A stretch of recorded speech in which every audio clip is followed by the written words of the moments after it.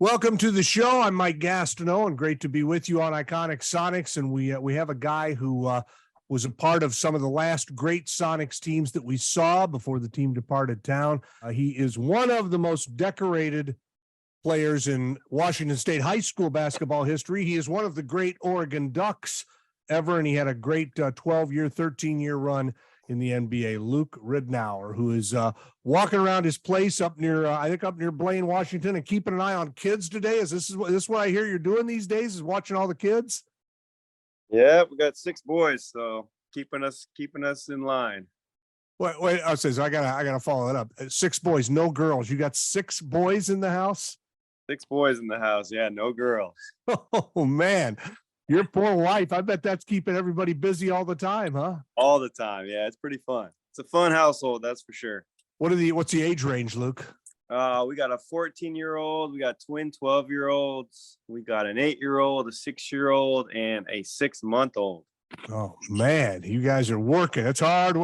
What's harder, like being in mid NBA season shape or being a dad to 6 kids? I think I know the answer. Definitely being a dad. NBA, you can take naps. You got all that downtime. Not happening here. It's a great question. When was the last time you took a nap? Oh man, when I retired 7 years ago. Luke, what are you doing these days? I know you've got some charitable work you're doing. Obviously, you're a dad. That's taking up a lot of your time. Bring people up to date who we haven't talked for a long time. What are you doing these days? Yeah, I'm just, we started a basketball gym up here where we run a bunch of community. We're kind of like a YMCA. We run a bunch of programs and stuff for kids, just getting them in sports, and got some AAU teams, helping out with some high school basketball, just coaching all my kids' teams. So it's pretty fun, full tilt, but it's a good time. Didn't you play for your dad in high school? Do I remember that right? Yeah, I did. Yep. So it's kind of interesting. It's kind of a full circle thing. Do you find yourself like flashing back occasionally, like you're coaching your kids now and you've got to treat them like any kid on the team, but it's also your kid? Do you recall like your dad and having to go through those things? Yeah, a little bit. And I never really had the desire to get into coaching, but once you have kids and you start having someone else coach them, you're like, man, I better get in there and actually teach them. Yeah. But yeah. What was so you played high school basketball? You were Mr. Basketball in the state. You won 2 state championships, and you played for your dad. What were the pros and the cons of that, or were there cons at all? I mean, I always think it might be tough to play for your father. It can put the whole relationship into maybe a challenging place, or maybe not. Maybe that wasn't the case. What do you remember good and bad about those days of playing for dad? You know what? For me, growing up in a small town, it was fun just because he was the high school coach before I got there. So I grew up just watching the teams and being a part of it, and just really just all I wanted to do is play high school basketball, just because in our town, that's what the big deal was. So looking up to those guys, and it was never really like it was my dad coaching. It was just like he was coaching the team and I was going to get to play for him one day. So it was always pretty positive for us. I just, we didn't have many kids trying out. So it wasn't like, it was a battle for playing time and stuff like that. It was just kind of got to play right away, and everyone knew I had to play. I was better than all those other guys. So that part made it easier. And it was just fun to play for like I said, your small town up here and try to win. It was awesome. So you're a small town star in the state of Washington. Again, you 2 state championships. Then you go to Oregon. You have a great career there. Then you're drafted by the Sonics. Did it kind of hit you at one point that this is not necessarily how it always works for guys? A lot of times you'll go far away to go to college, or you'll get drafted by a team on the other side of the country. You were fortunate because you're a small town guy and you're a Washington guy. You were fortunate, aren't you, that you were able to stay near home? Yeah, it was pretty amazing. I think at the time you don't really realize how blessed you were, or I was, to be able to be in that situation. And once I got traded to the Bucks and was away from being in Seattle and just around everybody, I started to realize how special it was when I was there. In the moment, it was so much pressure, and just, you knew everybody. I think I put too much on it. It was too much self-pressure at the time. But once I got away from it and just saw how cool it was to actually get drafted by your hometown team, home state team, it was, it doesn't happen very much. So I think I realized it kind of later in my career how good we had it, and never got to go back to Seattle to play. So we always missed just the chance to get to play in front of the fans there again, and just really a lot of people that I grew up with and knew. But I really realized that once I got out of here, or got out of Seattle and played on other teams, just how cool it was to be able to have that opportunity. Luke, you played here and you were here right till the end. And then I think you get the team has left, but you got traded. You never played in Oklahoma City, right? You got traded that summer. Yeah. What was it like? You know, you're a kid, you're growing up here. I'm assuming even though you're in Blaine, which is a couple hours north, you're following the Sonics. I mean, those glory days with Peyton and Kemp, that you had right when you're in grade school, kind of a junior high. Yeah. And now you get drafted, you get to play for them, and then things completely out of your control, business things dictate ultimately that the team ends up leaving town. Did it pull at your heartstrings? I mean, you couldn't do anything about it, but take me through what you felt like during that time as a Washington native and a guy very connected to the Northwest. Yeah, it hurt bad. Just, I could kind of feel it coming after they let Nate McMillan go. And you could just see things changing with the front office as soon as the team got sold. And the new guy came in. Was it Bennett? I think his name was. Yeah, Clay Bennett.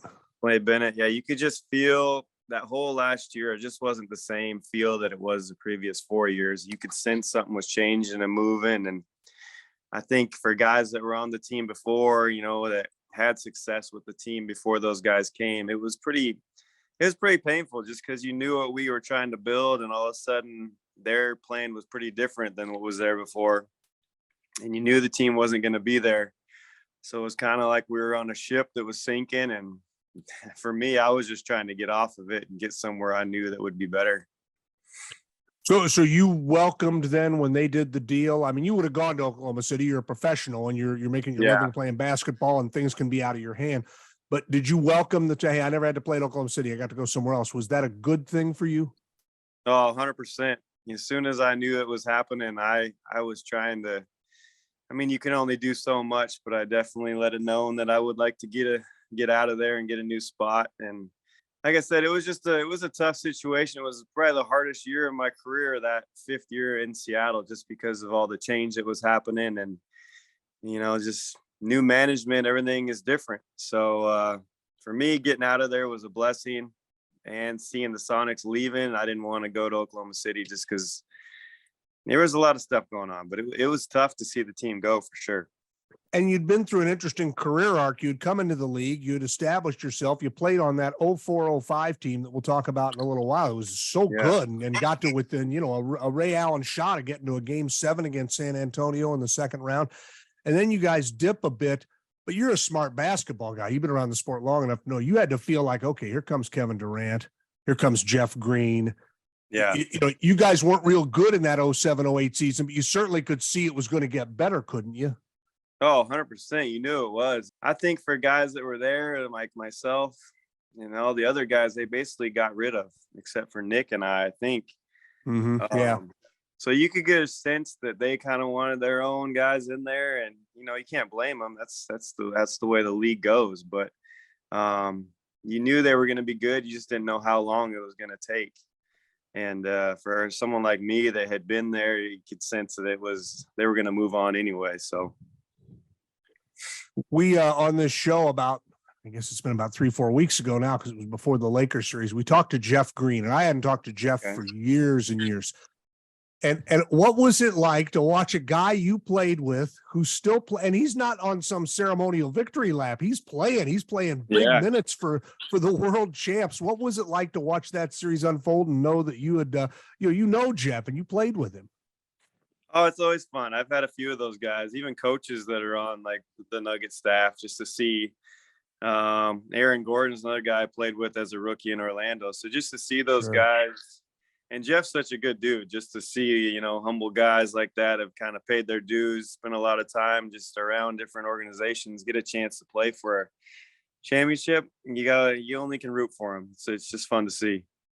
Did you see any of the footage on social media of Aaron walking through the streets of Denver after the game, like with the fans all around him? I think he was carrying either a beer or a champagne or something. He's drinking something, and he's just walking through the streets. I think he still had his uniform pants on. He's lost his jersey at some point, and people are just. Did you see that? I mean, it was fantastic. That's amazing. I don't have social media. I didn't see any of it, but I could see that happening. He's a good dude too.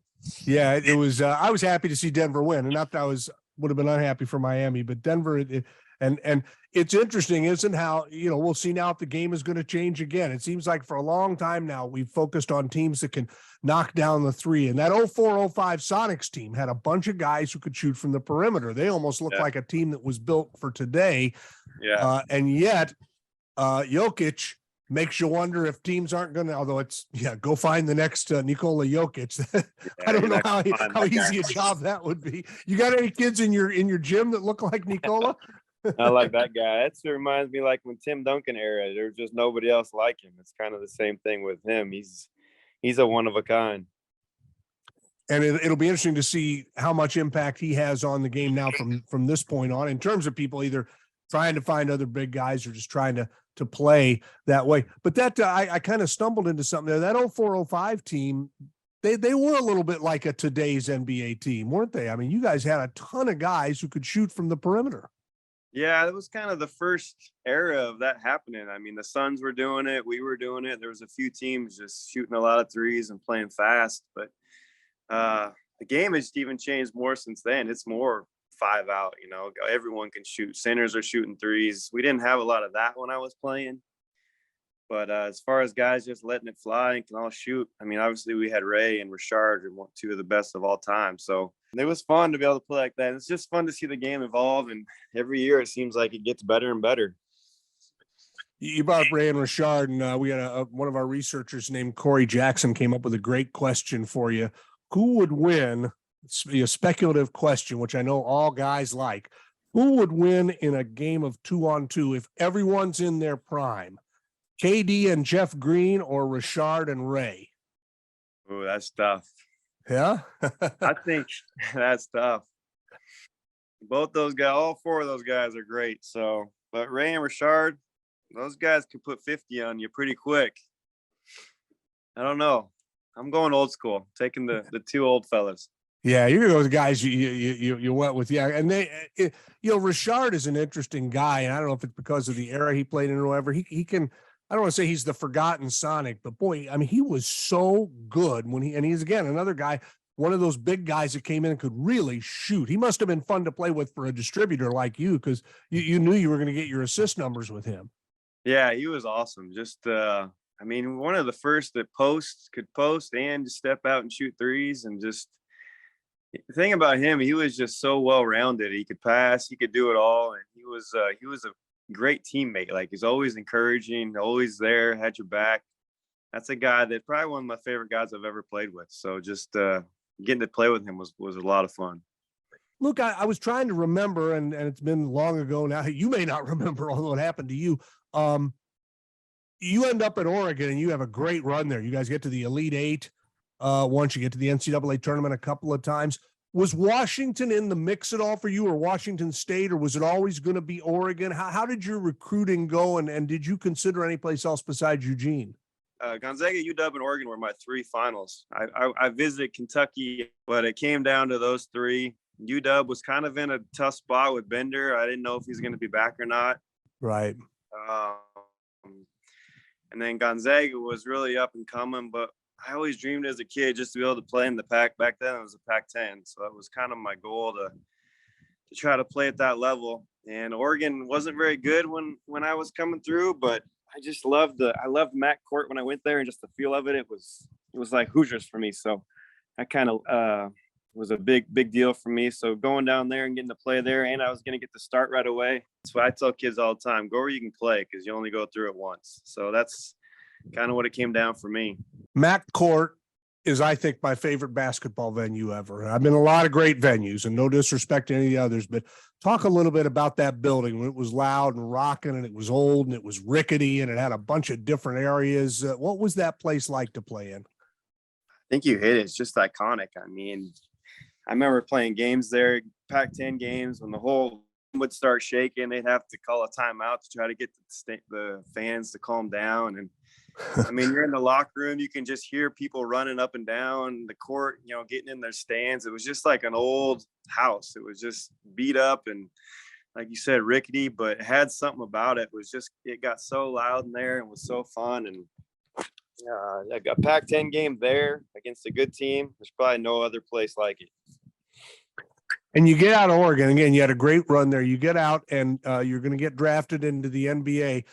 When did you realize? I mean, did you have any inkling the Sonics? They had 2 picks in that draft. They took some guy named Nick Collison with the 12, and we're banking on you still being there, I guess, and you were with the 14. When did you find out you were going to Seattle? Was it when they picked you? Did you have any idea they were interested in you? Yeah, we had an idea. It was either going to be Golden State at 13 or Seattle at 14. And I think Utah had a later pick, and it probably would have been there. But my whole draft experience was tough just because I was hurt. I actually had a sports hernia. I had to have surgery on it, so I couldn't work out for many teams. And I just had to trust the Lord had my back. He was going to put me where I was supposed to be. So, but I found out. I was at home, had a bunch of friends over at the house. As soon as the pick came up, my phone rang, so I knew it was coming. But that was quite the experience, just to be able to, as a small town kid, to be able to get picked, you know, to your home state. It was pretty surreal. I think you and Nick Collison have stayed close over the years, and I'm wondering, does he ever grind you on getting drafted 2 ahead? He did when we used to play together, but yeah, me and Nick are still close, still talk to him all the time. And I'm glad he went 12. That means he had more pressure than me. That's right. I want to ask you, so your rookie season, you go through camp, and the Sonics open the season in Tokyo with the NBA game. They're regular season games. You guys played 2 games against the Clippers, and there's 2 things. There's a few things I remember about that trip. I was on the trip. The 2 I really remember are, you remember Rashard goes for 50 on Saturday afternoon. I looked at the box score. It's unbelievable, the assist totals in that game. How many? Let me see here. You had let's see. You had 6. Flip had 7. Brent Berry had 7. Rashard had 4. I don't know how Rashard had 4. How do you have time to take all those shots and get 4 assists? That was a fun game. Well, it must have been, I mean, it was the second game of the season, but it's kind of your introduction into the NBA. Did you kind of think, oh, this is going to be great. We'll have a guy score 50 every night and nobody will beat us? I remember thinking, I can't believe I got to be a part of someone scoring 50, because just college, you don't see that happening. You know, not many guys get going like that. And then to be able to happen right away in the NBA was like, I was like, wow, this kid is good. So just to be a part of it, and then especially as the season goes, you see how hard it is to score like that, and get experiences so quick. And in Japan or Tokyo, that was fun, just to be able to have that be your first, for me, my first part of the NBA, and getting to play. But you don't see regular season games over there like that, like they do, like we did then. It's kind of weird, but it was quite a start for me to be able to get to see it and be a part of it. The other story I remember, and I'm hoping you remember it. I think once I hit your memory a couple of times, you will. The NBA, and you mentioned earlier that you were injured and you stayed home. You didn't go to New York City for the draft. Yeah. In the NBA, the night before the games in Tokyo, they had a reception, and everybody was there, though. The whole league was there in terms of administrators stuff, including David Stern. And you and Richie Fromm were standing talking. And I don't know if you remember this story, but Richie, I think it was Richie he brings me and he says, hey, I got a question for you. You know, Luke didn't get his picture taken with David Stern at the night of the draft like a guy normally does. Normally the first round picks, they get their picture. And he said, I got a Sonics hat upstairs. If I go up and get it, would you talk to David Stern and see if he'd do that? And I said, yeah, absolutely. I think it'd be. Now, do you remember this? Am I getting your memory going at all? Because a little bit. Yep. Yeah, Richie went up and get the hat, and he gives it to. And we went up to David Stern, who, you know, there's people here who blame Stern for the Sonics leaving, and we're never going to make him a warm and cuddly character here. But on that night, I remember him being really gracious with you and talking to you. You remember that incident where he would pose with you? I remember he made you switch sides because he said, no, you'd be on this side of me if it was the TV broadcast. Yeah, I do remember that. Richie, he's like, you got to do it. This is a memory you're going to have forever. So I was like, all right. And I'm glad you did it because I didn't go ask him either. And then I took the photo. I take credit for the photo if you've got it anywhere in your memorabilia. I've got it somewhere, but then I don't know if you remember what happened next. The funny thing is we get done with you, and Stern looks at Richie Fromm and goes, "What about you?" And Fromm's an undrafted free agent who's made the team out of Gonzaga. And he goes, "Okay." So we get a picture of Richie Fromm shaking hands with the commissioner. I love it. Yeah. Classic.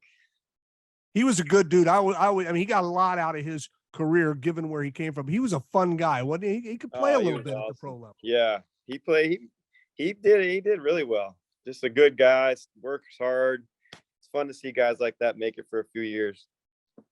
So that's the first season, and you guys you roll along. What was Nate like? You're playing for Nate, and then you play for him on a playoff team the next year. But what was it like playing for a guy whose shoes you were kind of arguably trying to fill? You're trying to be the guy running the show out on the floor. What was it like being that guy as a rookie for Nate?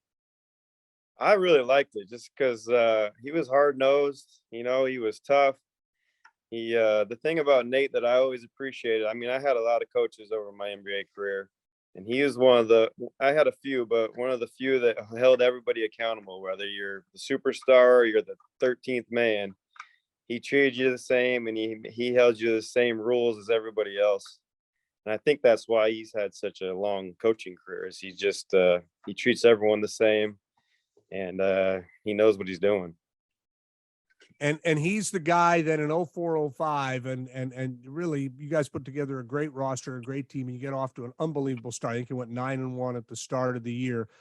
Was 04-05 for you? Was it your most memorable and happiest and most successful season in terms of you're on a 52 game winner that goes to the second round of the playoffs? Is when you think back on your career, is that the year that sticks out to you the most? It's one of them. I mean, definitely in Seattle, it was our best run, and you could just the chemistry that we had as a team and everyone getting to be a part of it, you know, feel like they had. I mean, a lot of guys had their best career years that year. Antonio Daniels, Ray Allen, Rashard had amazing years that year. But what I remember most about that year is just being in the playoffs. We beat the Spurs at home, and I got back on, I don't know, what is that, Mercer Street that goes onto the freeway? Yeah. And I could hear, like, once it was packed, you couldn't move. So the fans were still in their cars yelling Super, and the other side would yell Sonics. And I just remember just thinking, this is incredible. Like, I'm a part of what I got to watch growing up with Peyton and Kemp, and just seeing the fans for those series. And then I was a part of it. And like, no one ever recognized me, so I could be anywhere and they wouldn't know who I was. So it was fun just to be able to be in the fans, part of it, outside of the arena, and just see the excitement and just how much the Sonics meant to that city. It's a theme we hit on all the time, and it feels, and it's taken a long time, but it feels optimistic right now that there is going to be a return of the NBA, and hopefully in Seattle and maybe in Las Vegas as well as expansion teams. But you hit on something. Talk about your relationship with the city and your impressions of the city. You know, here you are now. You're not in college anymore. You're not a kid. You're a young man, and you're your own guy. You're getting paid. You're a professional. What do you remember about Seattle in addition to those first two stories? Oh, just like the fans they're very knowledgeable. They know basketball. I mean, they like watching good basketball, and just how passionate they were about the Sonics. And we had some tough years when I was there too. Just, you know, especially when KD and those guys came, we didn't win like 19, 20 games, but people would still show up, still supporting you. But just the passion for the Sonics, they'd been there so long. And I think that's why it's hurt so bad, is that the whole city was invested, not just the city, but the state was invested in the Sonics. And still today, wherever I go, it's when are the Sonics coming back? You know, how was your experience? It's never about any other city. It's always about the Sonics or any other team that I played for. So I think it's just the passion that they have for that team and that franchise. And I think in everyone else's mind, the Sonics still exist in Seattle, even though they don't get to play. So hopefully it happens again one day. That 04-05 team, and I was trying to think back on what happened. Did something weird happen in April? I know you guys really staggered at the finish. You were rolling all year, and then I think you lose 8 of your last 10 or something. You recover and beat Sacramento in the playoffs, and you pushed San Antonio. So it really doesn't matter. But do you recall that losing streak, or what triggered that? Yeah, I think Rashard was hurt and Is that what it didn't was? play. Yeah, it was Rashard was hurt, and Radmonovich was kind of in it. He was a big part of what we were doing too, just the way he could shoot the ball.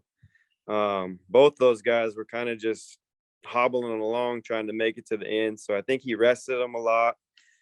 And I remember myself personally, just first time playing, I think I played all 82 games that year. You're just like in survival mode that last month, mentally. So just being able to fight through that. And then I think once we hit the playoffs, everybody got rejuvenated and those other guys got healthy.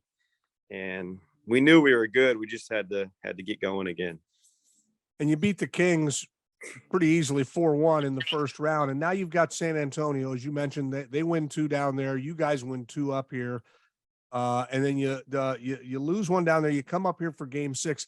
I don't know about you, Luke. I can still see Ray Allen in the corner.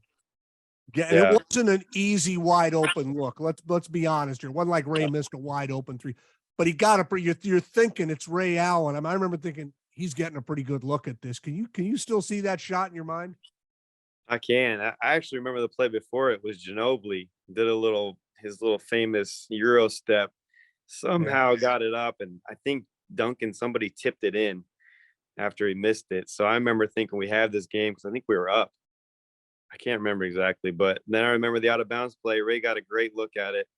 It was a tough shot, like you said, but we were close, and it would have been fun to be able to get them in one more game because you never know what can happen. But that was a fun team. I mean, we didn't have Rashard for that game either. He was hurt. That's right. Yeah, we were still battling. So you mentioned a guy who's one of my favorite Sonics ever, just because he thought he had a unique game, and B, was such an interesting character. What was Vladimir Radmonovich like behind the scenes? What kind of guy was he? Classic. That's all you can say. He's just a classic guy. Like, I mean, he cared, but he also didn't care. He was just kind of free for all type guy. But man, he could shoot. He had all the talent in the world. So to see him that year, I think he had a career year that year as well. Just to see him kind of start to hit the stride where he could. But just a great guy. Never ate anything but one big meal, and then he would go play. I never knew how he did it.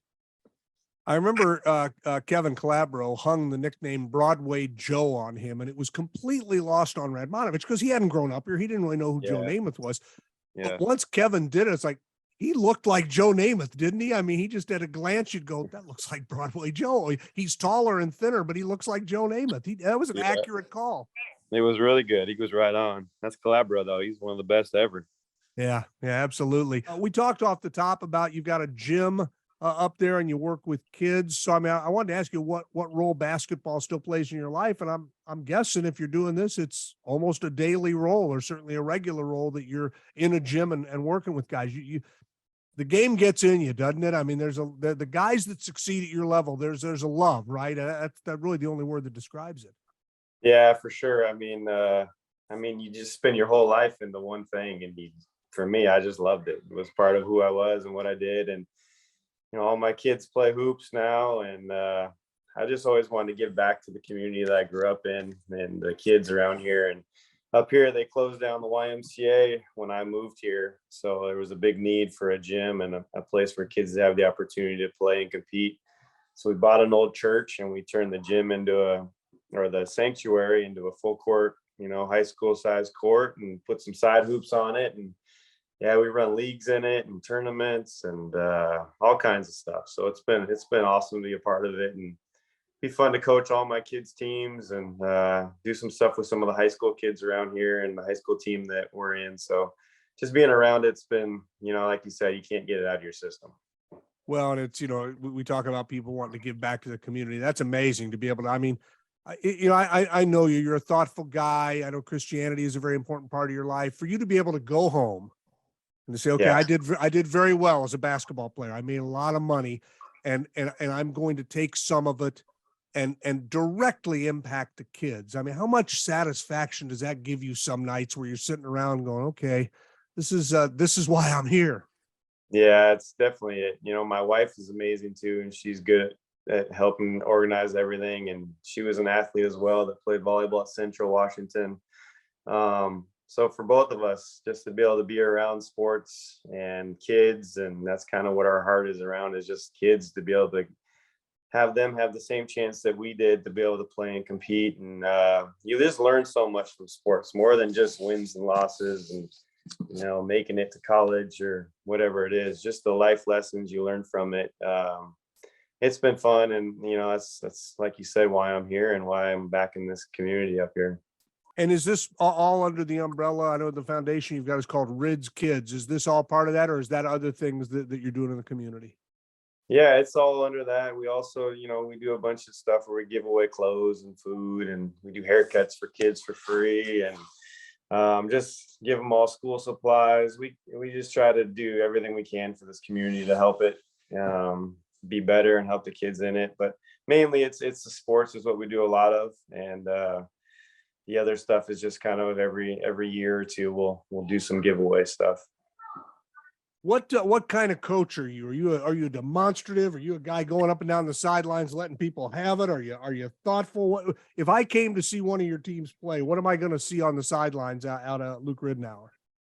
You're going to see an encourager, man. I think kids need to be encouraged. I go to some of these AAU tournaments and I'm like, I can't believe the guys that are coaching these kids. I think anyone growing up, I think it's got to be fun. Number one, if you're not having fun, you're not going to enjoy playing. Number two, you just got to be the biggest fan of these kids and just encourage them. And I'll get ticked at them every once in a while, but it's just to get them to play a little bit harder. But for the most part, I'm just going to have fun and yell at the refs here and there.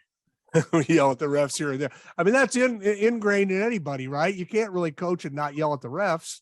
You can't. I mean, it's fun to yell at these kids, especially AAU coach referees. They're all not that great, so it's fun to get on them. And once they realize that I played, it's funny to see how the game changes. Yeah, how does it change? Yeah, it's just once they realize, you're like, oh, you're Luke Ridnour. I'm like, yep, you better start reffing the game a little bit better. We get a few calls here and there. It's kind of fun. I'm trying to think of who all you played for, Luke. Who was Nate? I mean, I always thought was a fun coach to watch, and he was demonstrative and a guy who would get after it and had a temper if it needed.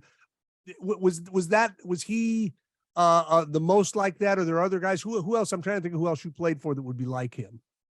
Scott Skiles was amazing. He had some great tantrums. He was a fun guy to play with. I played for Rick Adelman. He was a great coach, just not a demonstrative type guy, but super encouraging, just knew his stuff. But Scott was a really fun guy to play for, just because you never knew what was going to happen. You're talking about coaches having tantrums. I've had guys tell me that sometimes the hardest thing is when you've got a coach yelling at the whole team is not laughing, because the play. I mean, the coach is coming from a place of love usually, and is trying to light a fire. And by the same token, they're going to say things that are funny. They're going to do things. Is it tough to keep a smile from coming on your face when somebody's up there acting like a 5-year-old trying to get your attention? It is funny. I mean, like you said, I think the kid comes out in everybody in sports and even coaches. So just try not to laugh, because if you laugh, it's just going to make more sprints come. So it is always fun just to see that, though. Yeah. What do you like the game today? And we talked about the Nuggets earlier, and they're an interesting team. It'll be interesting to see how long they can stay at the top. It looks like maybe a while, but we'll see. But the overall tone of the game, it feels like it's much more outside focused, the way Golden State impacted the game. And again, maybe things will change, and it will, basketball always evolves. Do you like how it's played now more, or do you miss like your time or the time before you? I mean, what was the style of NBA that you liked the most? I love seeing it now, the up and down, just to see, it's not just one or two teams doing it. Everyone's trying to get up and down and play fast. I love that part of it. I don't love the whole the fouling part of it, like the flagrant foul stuff. I mean, you can't even be somewhat physical anymore without something happening. And when I played, I remember coming in the league, Derek Fisher would pick me up full court and have his hand on my hip the whole time. So just that part is gone. The physicality of the game is gone a little bit. And I think guys sit out a lot more, which I'm not a big fan of. I think you get paid to play, and you should. And then I think the league it started to change as far as guys coming in right away and not having to earn anything. You just got, especially on the bad teams, the rookies come in, they just let you play instead of earning your time. So some parts I like, some parts I don't. But the overall, just the way the game is played, I like that part now. And it's as I said, it always evolves. I mean, I talk to any NBA guy you talk to, and I don't care if you played yesterday, in the aughts when you were a player, in the 90s when Peyton was playing. Everyone, well, it was much more physical when I played. I mean, Jack Sick will say, "Oh boy, you should have played when I played. You want to see some physical." So it is. You're going to always kind of default to your own era, right? Well, that was when it was really the toughest. Yeah, for sure. But the flagrant foul stuff now it amazes me. Like guys barely touch them, and all of a sudden it's a flagrant 1 or 2. And that part, I know they're protecting players, but sometimes it's just basketball plays. I'm not opposed to replay in sports, and I like that they get calls right, but I think it can be overused. And I feel like and oftentimes when they do look at it, they go, okay, this isn't a flagrant, so that's good. But it just feels like there is so much, okay, we're going to stop and go look at this now. And you obviously the refs second guess themselves. It's hard. I mean, I think do you like all the replay, or would you rather them go back to just calling the game and you live with the mistakes? I like some of the stuff, like some of the obvious call that, like the ball gets tipped off the wrong guy. I think they get that right. But you're right. Like you poke a guy in the eye and they got to go look, did he intentionally do it? Did they not? Is it flagrant? I think that part, you could get rid of that part. Everyone can tell when it's an intentional foul. That's just part of the game. But some of the stuff, like you said, the replay stuff, sometimes it helps teams too. Yeah. What we talked about you growing up, and I kind of made the assumption in one of my earlier questions that you were a Sonics fan. You lived a couple hours north. I'm assuming as a kid you liked the Sonics. I mean, you were seeing their games occasionally and hearing them. Is that right? Yeah, I didn't get to go to many games, but I think he just always ended up with the poster somehow, and he just heard on the newspapers, read about them, and so it was definitely a big part of that. I was also a huge Stockton fan, so it was always the Bulls of Utah on Saturdays. The NBC, you got 1 or 2 games a year or a week on that. And the Grizzlies, I'm like 45 minutes from the Vancouver Grizzlies, so them coming in was a big deal for us. We used to take the train from the border up and pay $5 and watch the game. So I was a low-key Grizzly fan back in the day. I've always, it's funny, we focus so much on the Sonics for obvious reasons. I've always felt bad for Vancouver. That's a great city, and it should have worked up there too. It'd be, you think of what this Northwest pocket might be like 30 years later if the Grizzlies and the Sonics were still here, and the Blazers, with as good as they've been, there on the slide now, but they've been so good. It's something to think about. Who was your favorite Sonics player? Did you have a guy that you liked the most? I always liked Gary Payton just because he's a point guard. I remember watching Dale Ellis. He was always a fun one to watch.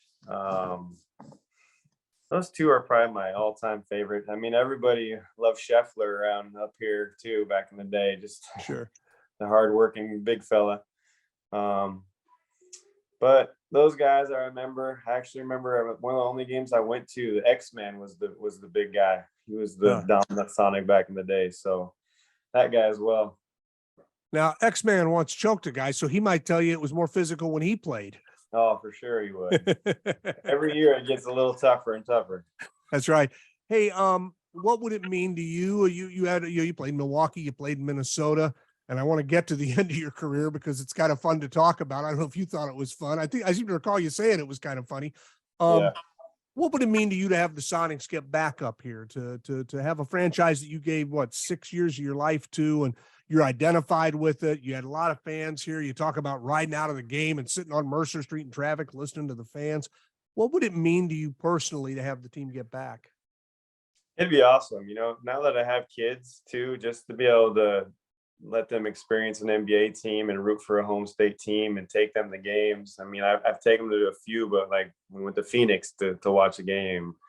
Going all the way down to Portland's not an easy trip with kids. So just be able to have them get to grow up with the team in the NBA and root for a team, a home state team would be amazing. And like I said, I grew up here in the States, so having them be pulled away kind of ticks you off. So just to be able to have a team back would be fun just to be a part of it and feel like you get to root for somebody that's close to you. The only unbeaten entity in sports is Father Time. He gets everybody, and he finally ran you down right around 2014, 2015. Your minutes are going lower. You're not playing as many games, and the end is near. And I think it was a 5-day period, you were traded, or a 6-day period, you were traded 4 times. I mean, I laugh at it because it wasn't happening to me. But yeah. I remember I remember a quote from you saying, yeah, this is actually kind of funny. I mean, what was going on there? What do you remember about that? It was just funny. I mean, I had already told the Magic I had another year left on my deal, but I told them that I was done. You know, I was going to retire, but I didn't come out publicly and say it. I just didn't feel like doing it. Mm-hmm. So I knew it was going to start happening, and then actually to watch it happen and just to see some of the funny lines people come up with. Me and my wife were enjoying it. What I mean, so you say you're done, and then why did teams keep moving you on? Was it just moving your contract through? Was it guys trying to talk you into staying? What was going on? It was just the contract. It was just an easy one to move around, and I actually had a chance to stay with the Lakers, sign another deal with them. But like you said, I wasn't a guy that enjoyed sitting on the bench, so I knew I would rather be at home with my family and help raise the boys than sit on the bench, which a lot of people might not understand. But for me, that was something that I wanted to do, and knew it was time to hang them up. So I knew it was an end, and it was fun to see. At least I made the record books for something, getting traded that many times. Well, you had a pretty good career. You did a lot of good things, but you are remembered for that.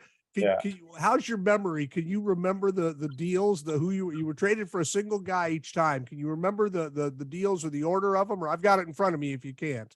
I honestly didn't even check. It was just funny. My wife would show me every once in a while what people were saying, and that was the part that would make me laugh. So I didn't see who I actually got traded for. I couldn't even tell you what teams I got traded to. All right, well, here it is. Hang on to your hat, and as for appearing on Iconic Sonics, maybe we'll send you a T-shirt for every team that you were traded for. June 24th, you're traded. The Magic trade you to the Memphis Grizzlies in exchange for the draft rights to Giannis Timma. Never heard of that guy. Yeah, you and me both. The next day, the Grizzlies send you to the Hornets in exchange for Matt Barnes. I remember him. Okay. And then later that day, you're traded to the Oklahoma City Thunder in exchange for Jeremy Lamb.